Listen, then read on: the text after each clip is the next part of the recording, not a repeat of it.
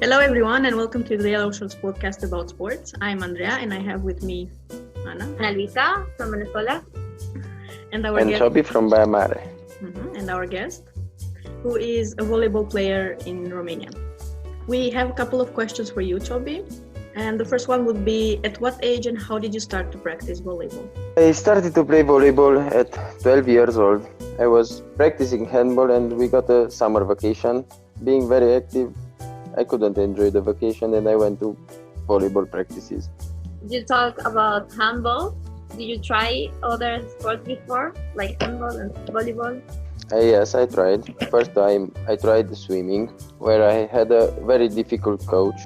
I didn't like it. After I played tennis, but wasn't for me. After I was a goalkeeper at football, but I wanted more than a fourth league, so I quit. After I played handball 1 year, where I had so much fun, it was very good, but that was it. You are coming from a family with a sport tradition. How was this an example for you? Yes, I come from a family with sport tradition and that was good for me because I was more motivated to succeed and to make my parents proud of me. And that's the reason why I choose volleyball, because my brother chose handball, and to be one parent with one child. Okay. What did you gain from the practicing sport? For me, practicing sport was like a life lesson. It makes me more strong psychically and physically. When you practice sport, you gain more experience, which learns you very much. But the most important thing that I learned is to don't give up. That's nice. Your brother Robert plays handball, and you already told us that you tried it as well. What would be the difference for you between handball and volleyball? It's not about the difference, it's about what you like. I like to play handball very much, but the volleyball attracted me more than handball. The real difference is, if you want a difference, is the financial part. Because in the handball you get more money than in the volleyball. Good to know. And what Why? made you choose volleyball? I choose volleyball Now because we know it's not the money, for sure. yeah, for sure it's not the one. I choose volleyball because I think it's more difficult, because you have just a moment to pass or hit the ball, and I like more the challenges than the fights in the handball. If it is to talk about moments, which one do you consider to be the best one of your sport career?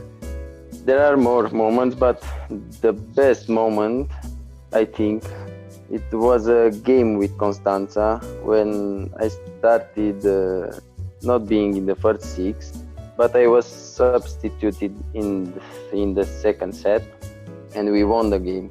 It was my first match. I played good, and then I played more and more. You practice both indoor volleyball and beach volleyball. Which one do you like most and why? I like them both. Are different sports, and it's nothing to say about this. But the beach volleyball is more fun for me.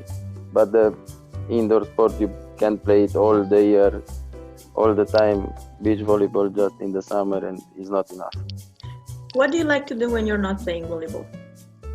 I like to travel. I like to swim, to play football, to do activities which keep me in shape, in good form, to be strong. Have you practiced an international competition so far? Tell us about it. It was a nice experience. First of all, we played with a good team, with very good players, and a very good match, very hard. But in the second, we traveled, visited Israel, and it was very nice. Last year, you took part in Mitsuno Beach Volleyball Marathon in Italy. How was the whole experience? I think it was the best experience. I can't tell you exactly what I feel there, but it was extraordinary. We got a good place, 13 of from 900 teams was very good, I think. It's a good marathon. I hope we can go in every year, every time, but in the same team, because they are my friends and I think we played well. If volleyball could take you to whatever place you want, where will that to be? Where would you like? I would like to play in Italy, not necessarily in the first league, in the second league will be great. Or if I can play there, somewhere near the sea, in a city with a beach and the sea, would be perfect. More Mitsuno experience, huh? Yes. Last year, well, in September, October, you started your dual career, which is studying and being an athlete at the same time. How do you cope with this life, of a double life, let's say? Yes, when I moved to Cluj, I had the chance to start the studies and I didn't miss it. It's not so hard because the teacher understands that we are professional players and they try to help us. We go at some classes and at the exams, we can pass easy if we go. If not, no.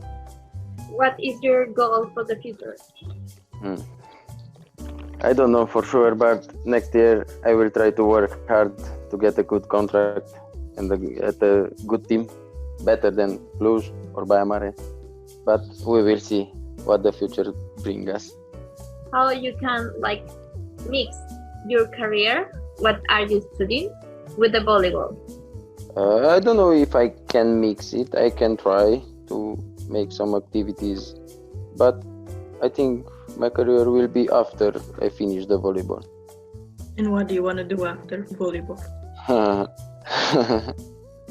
Very hard to say.